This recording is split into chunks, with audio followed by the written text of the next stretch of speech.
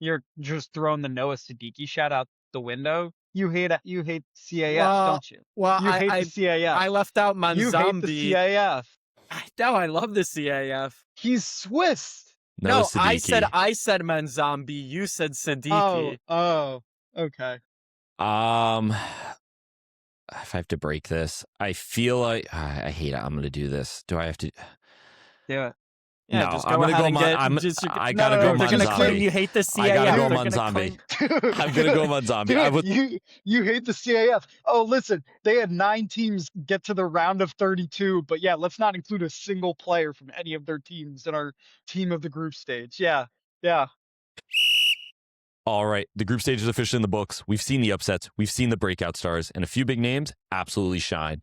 So now comes the fun part. We're putting together our team of the group stage. No reputation, no pre-tournament expectations, just who actually earned their place over these first 3 matches. Expect some controversy, because I know we're already not going to agree on some of these picks, but let's get into it. I'm very excited here. Let's start with goalkeeper. For me personally, and maybe this is a little unpopular, I've gone with Courtois. I was trying to go, and I think the popular name, I don't want to spoil, is going to probably be Vozinha.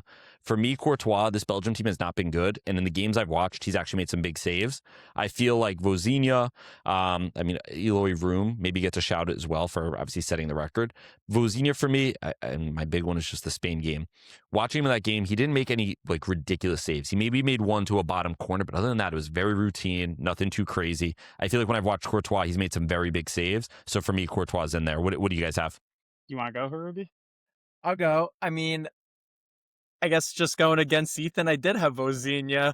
I think that encapsulates what the World Cup is all about. You have somebody just going from nobody knows who he is to one of the biggest stars online. Everybody knows your name. You're considered a country hero. I understand the argument you make for Courtois in terms of his actual play, but I think Vozinha kind of gave me those James Rodriguez 2014 vibes where he just put his name up in the lights, and I had him in the goalkeeping position. I'm just going to preface this. I don't think Vozinha played poorly, and I think at the end of the day, he probably deserves a shout. The story, obviously what he's done for that Cabo Verde team, I don't think they've conceded a goal. No, they obviously did against Uruguay. It was 2-2. But I went with kind of just my eye test. But Pooch, what did you think? But maybe you could break this tie or throw in a third name. Maybe Pooch's David Raya. Oh. Unai Simon. Unai Simon. Not David Raya? 3 clean sheets.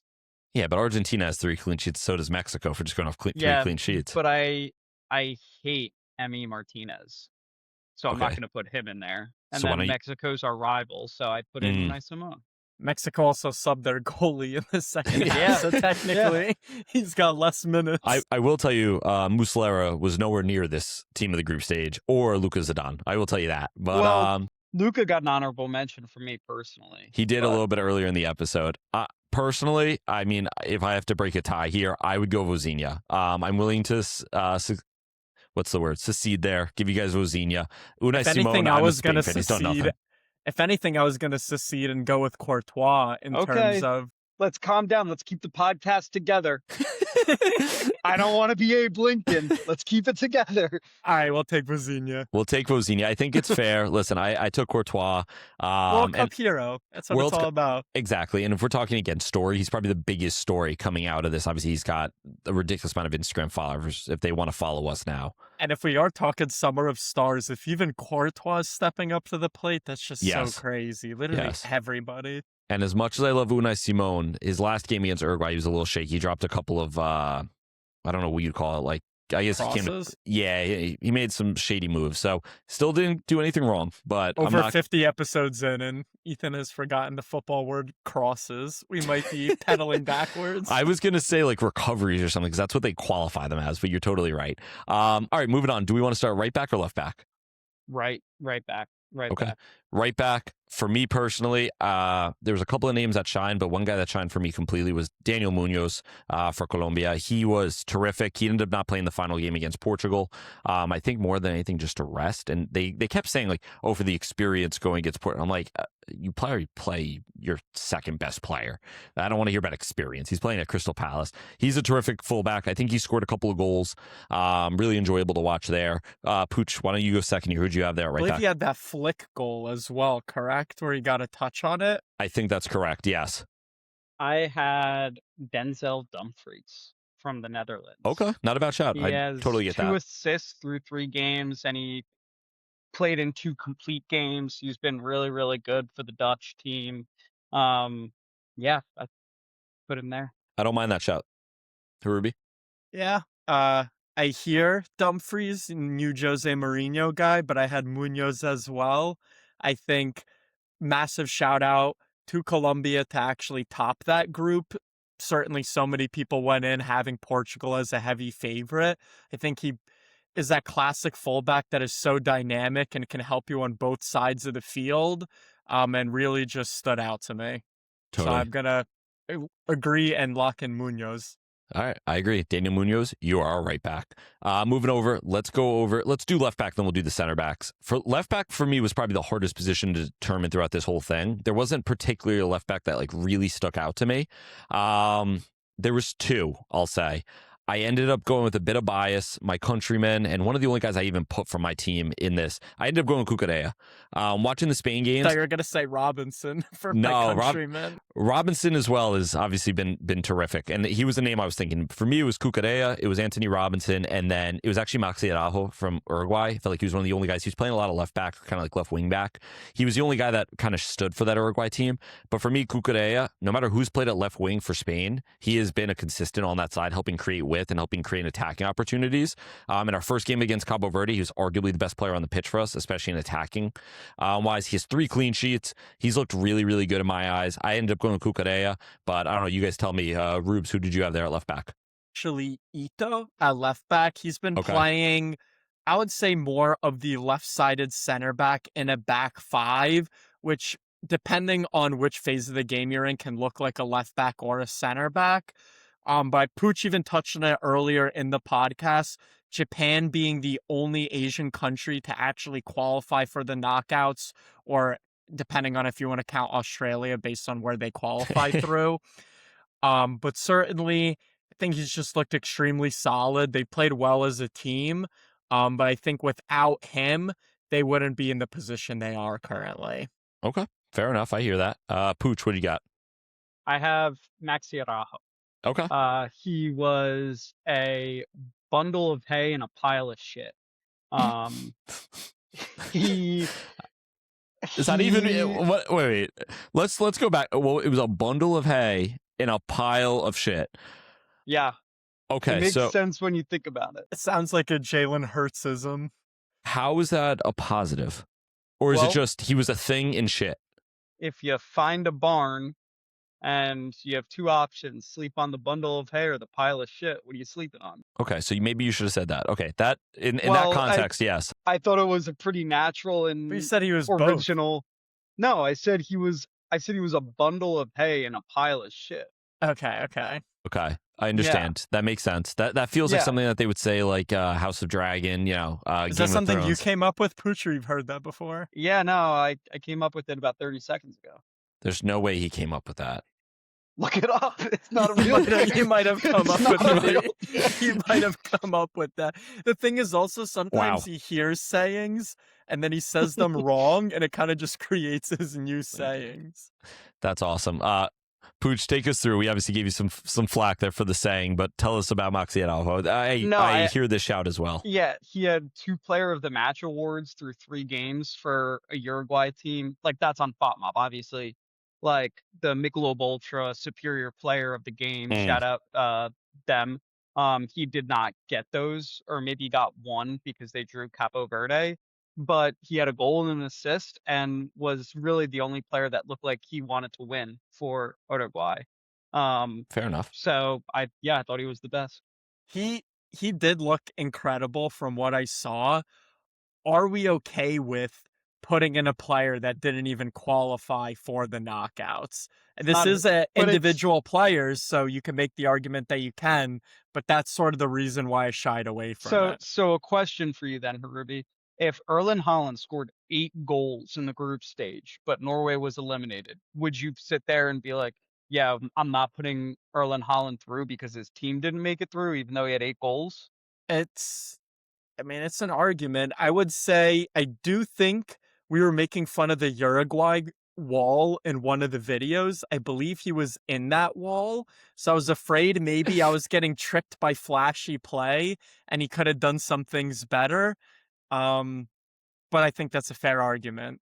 What do you think, Ethan, It's between the so three? it's so tricky because part of me is like throw him in, and then I'm starting to just think, all right, like again, my guy Kukure has played really well. I'm not like line But in the sand here. you're really gonna go with the Madrista? Yeah, you're right. It's Maxi Araujo. That's all I had to hear. That was a good argument. I Yep, mean, it's that was Maxi so Araujo. easy. If we're gonna Um, go on who individually has stole the show between the three, I think Araujo makes yes, more sense. I think Cucurella's almost more going down my train of thought where I'm like, whose team did well, blah, blah, blah. If we're going right. on the player, let's go with Pooch's pick. I will also say, right, like you mentioned him earlier, like Anthony Robinson, another player for me that's actually played really well. I would even say Nathaniel Brown, who obviously just got his move to Bayern Munich, playing for Germany. He's looked Yeah. really good. But I think we're looking for players that individually stand out. At the end of the day, like, you could have a great World Cup, play really well, and your team not qualify. It is what it is, right? Like, you can't do much about it.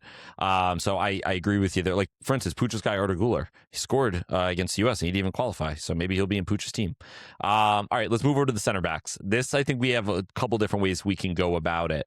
I'm going to start personally, and for me, ironically, this isn't even, I didn't even mean to be biased with this.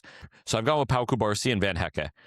For me, Kubarsi, he's played all 3 games. I think he has like a 99% pass completion. Spain have not been scored on. He's 19, and you don't want to start taking the 19 years old thing in because it's just about performances.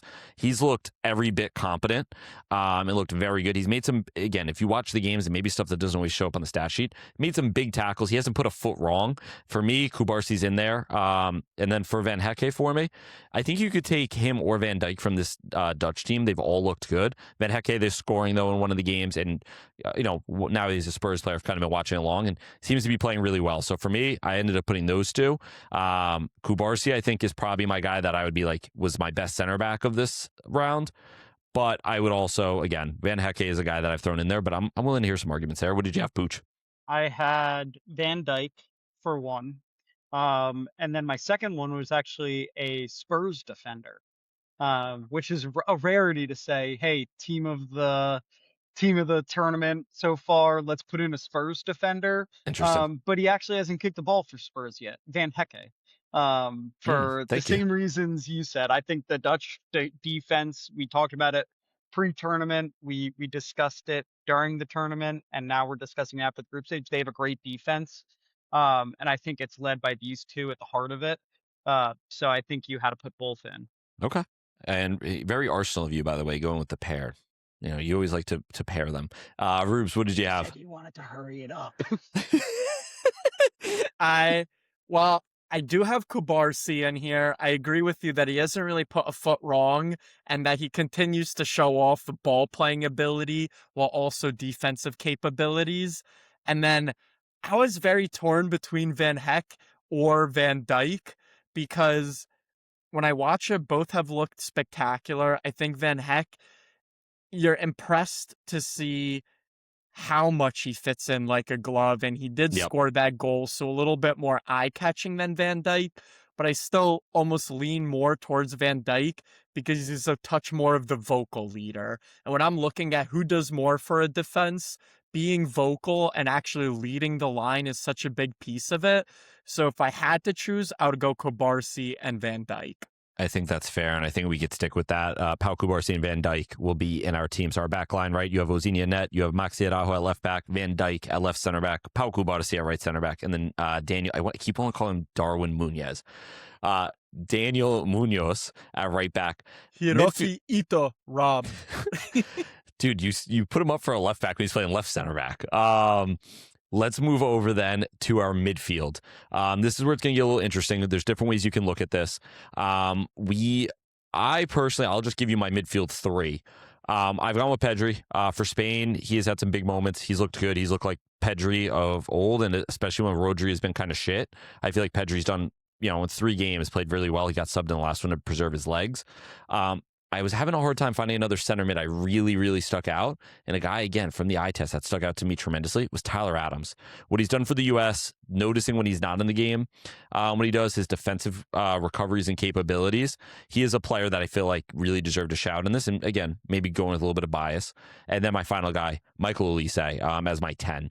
I think he has an argument to be best player of the tournament, even without the goals, even without the numbers. There was no way I was keeping him out of this, and he wasn't going to get on one of my wings. But I feel like he had to be in the 10. Rubes, who do you have in your midfield? Yeah, so mine is more of a 4-4-2. However, I have 3 names I was considering for the midfield. Elise, I think easy lock, like you mentioned, Yep. even without the crazy statistics, just makes that team tick. Absolutely captures the imagination. But then for my other center mids, I had Bruno Guimarães. He has 3 assists for Brazil. I think Casemiro's a touch older. Paqueta, I still see people a little bit more 50-50 on him. I think Bruno G is the heartbeat of that midfield. So if I stick with my 4-4-2, it would be those two. If I had to give a shout for a third midfielder, I would go, Sosa was talking about him, but Manzambi Yeah. has been really, at least in 2 of the games, looked absolutely electric. Kind of, I think Pooch even compared it to a Renato Sanchez type tournament where you just break out and really show your game to the whole world. Manzambi definitely played well. I think he's playing maybe at like Mönchengladbach or one of the teams in Germany. I can't remember which, but he's looked really good when he's come on for Switzerland. Maybe Freiburg. I think that's right. I think you're totally right with Freiburg there. One of those names again, right, where people who maybe don't watch so much of like aren't watching footy like crazy may not recognize the name, but he's probably one of the guys that have broken out a little bit for maybe more casuals and things like that. Pooch. Bruno G underrated, just doesn't get enough praise for that Brazil team. Bruno G almost got into my team over Tyler Adams. I was between them both, and I said, you know what, let me just take Tyler and go with the American, get an American in there because I feel like they do need a little bit of praise as a nation. Pooch, who did you have as your midfield? US needing a little praise as a nation is crazy. My first midfielder is Bruno G for all the reasons that Harubi mentioned. Not the fact that Arsenal are looking at him to bring him in. My second midfielder is Noah Siddiqui for DR Congo. He has been the heartbeat. We just talked about heartbeat of a team. He is the heartbeat of the team for the DR Congo. If you watch him play, the dude has a motor like no other. Where he for 90 minutes is just shuttling the ball from defense to attack, from defense to attack. He just does not stop. So I really respect him and his game in general. And then at the 10, I'm not gonna lie, I low-key forgot Michael Olise existed when doing this. But I put in Jude Bellingham. That's fair. I think he it's has had a good tournament. Great way to end the group stage. In the first game, he did well. Yeah, and I agree with a lot of people saying that he is an 8 playing in the 10. I think you saw that yesterday where he played the 8 and he scored a goal and assisted a goal. So that just shows I personally think that's his role, but he's played well enough and I think he should get in the 10. 8 would be okay putting him next to Bruno G in the pivot. I'm willing to hear the argument between who deserves it more, him or Tyler Adams. My issue is I had more attackers that I wanted to get into this team. You're just throwing the Noah Siddiqui shout out the window. You hate CAF, don't you? Well, you hate the CAF. I left out Manzambi. You hate the CAF. No, I love the CAF. He's Swiss. No, I said Manzambi. You said Siddiqui. Oh, okay. If I have to break this, I feel like I hate it. I'm going to do this. Do I have to? Do it. Yeah, no, just go I'm gonna ahead go. I gotta go. They're gonna claim you hate the CAF. I gotta go Manzambi. I'm gonna go Manzambi. You hate the CAF. Oh, listen, they had 9 teams get to the round of 32, but yeah, let's not include a single player from any of their teams in our team of the group stage. Yeah. Pooch is not happy. We have Vozinha. We have Vozinha. Wow. Vozinha's in. I could have put Courtois. Super Eurocentric here. Oh, what? Kubarsi and Van Dijk, the best center backs? Yeah, sure. You ever hear of Wilfred Singo, Ivory Coast? That's the only one You you could picked two think of. center backs from the same country. You didn't even leave the country. I think we've thrown forward more names. Anyway, I'm not arguing with Pooch. All right, let's move over. Let's start with our left wing. For me, it was very simple at left wing. I was going to go Vinny Jr. Obviously in the Golden Ball race, playing really, really well for that Brazilian team. And we talk about carrying a nation by the scruff of the neck. This is a Brazilian team that early in the episode we're talking, and even myself, right? Not sure how they'll look. They really need their stars to show up. Their stars have shown up. And Vinny Jr. being that star. With the team that is, at striker, you have Igor Penago, fullbacks that are older than all three of our parents. Endrick not getting off the bench. Vinny Jr. has completely erased any worries of, is this team good enough? For me, it's Vinny Jr. at that left wing spot. What do you think, Rubes? Yeah, I totally agree. I have Vinny Jr. in the left wing spot. I think it's one of the hardest nations to play for in terms of pressure.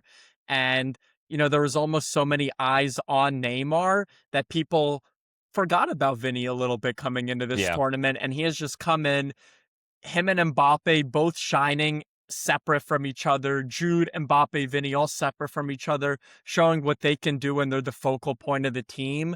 And he's really just stepped up to the task in every game. In Morocco when they were down, even in this last game, setting the tempo. So I think it's got to be Vinny Jr.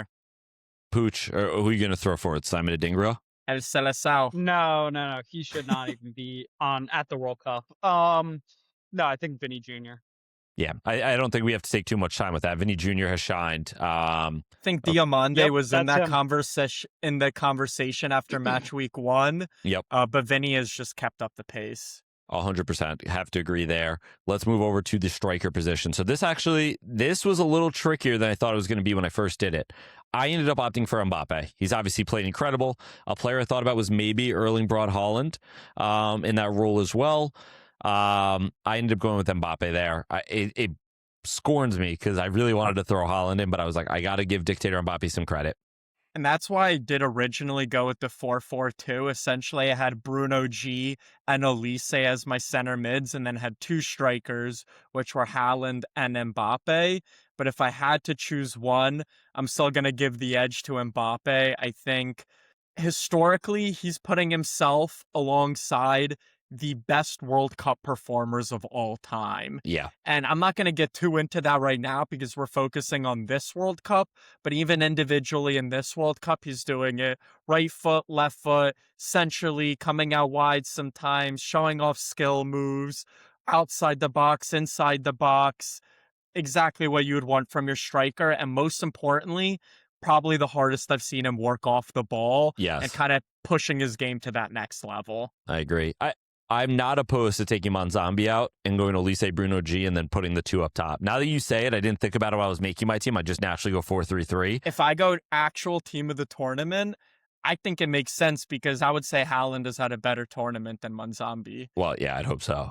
Pooch, what are your thoughts here? Maybe you'll be the swing vote and change up this formation. Yeah, I think the formation's perfect. No, I don't care about the formation. Yeah, I don't care about the formation at all. I think Yohan Wissa for me had to get a shout here, and that's not a joke at all. He's, like I mentioned at the top of the show, he doesn't have an Olise behind him. Wissa does not have an Olise behind him. He's doing it all himself. Like, he doesn't have Ousmane Dembele to the right of him, Doué, Barcola to the left of him. He just has Bakambu and Siddiqui just shuttling that ball. That's all he has. And he put up 3 goals and he's in the Golden Boot conversation. Yeah, that's a shout. We're going to allow you to have shouts. He's in the Golden Boot conversation. He should at least get a nomination. If that's the case, should I throw in Oyarzabal? He's in the goal. He has 2 goals. We're talking about it. He's in the conversation. If you say he's in the Golden Boot conversation, let's throw in Brian Broby. Honorable mention, Undav. Undav, yeah, let's throw in Undav for you too. Yeah, it's a conversation. That's what it is. It's a golden. We're conversing about it right now. Who do you think has played a bigger role? Would you go Siddiqui or Wissa? Yeah, you were just working for Siddiqui. Yeah, no, I still think Siddiqui's in the Golden Ball conversation. Wow. Okay, not the Golden Boot, the Golden Ball conversation. I'm gonna make an executive decision here. Siddiqui carry job. Get Wissa out of the team. I don't think he plays the 8. Oh, That's to be seen. Maybe he does. I think you have to put these two in. Erling Haaland's been unreal, and I agree with Ruby. I think if we're just putting the best players in, this makes the most sense. At right wing for me, honestly, based on the way he's played so far, I actually have Ferran Torres off the right wing. He looked terrific. I'm just kidding. That guy is fucking What ass. is the funniest shout we could each have for the right wing position? Fuck, Simon Adingra plays left wing. Dude from Uzbekistan. Yeah, I was gonna say I think Pedro Neto played on the left hand side. Maybe who's the Tunisia right wing? That's definitely it. But we could have the Tunisia coach as our coach from the first match. Yeah. We'll add him to the team. But I mean, this is probably the most easy and obvious one. It is Leo Messi, the Martinelli. man. Oh.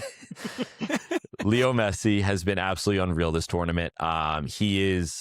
It's crazy. He's looking like he is still in his prime. He has not lost a step. He obviously isn't required to do as much off the ball as maybe he has in prior years. And the team, though, is completely built to get him the ball. And it's not a Cristiano Ronaldo where it's like, oh, get him the ball. He needs 15 chances to maybe score one. It's get Messi the ball and he's just going to score or get you an assist. I mean, he's scoring free kicks. He's scoring an open play. Absolutely animal. I don't know what more to say about him. I mean, he's obviously our GOAT, but breaking records. First World Cup hat trick. Yeah, I scored in 7 straight World Cup matches now. Yeah, looking at this team, if we got this in 7-0, how far would we go? That was going to be my exact question. I think that's a winning team right there. I'd like to say so, but we put together these types of teams, and then all of a sudden we get knocked out in the quarterfinals by 2002 Japan. Can we just take a step back here and realize there are 10 players here that would win us that 7-0, and there's one guy here that would lose it for us. No, this is... That's very true. I don't want the CAF allegations again. Let's just be honest with this. Dude, maybe we should have got Courtois. This is all good stuff. But that being said, this was our team of the group stage. We're super excited to watch what comes out of the knockouts. For more clips, more content like this, make sure you subscribe, follow us on social media. We're going to keep churning it out, and we'll see. We'll see if these names continue. Maybe this becomes our team of the World Cup, or who maybe pops in and out. But that being said, subscribe, follow the page, and we'll see you guys soon.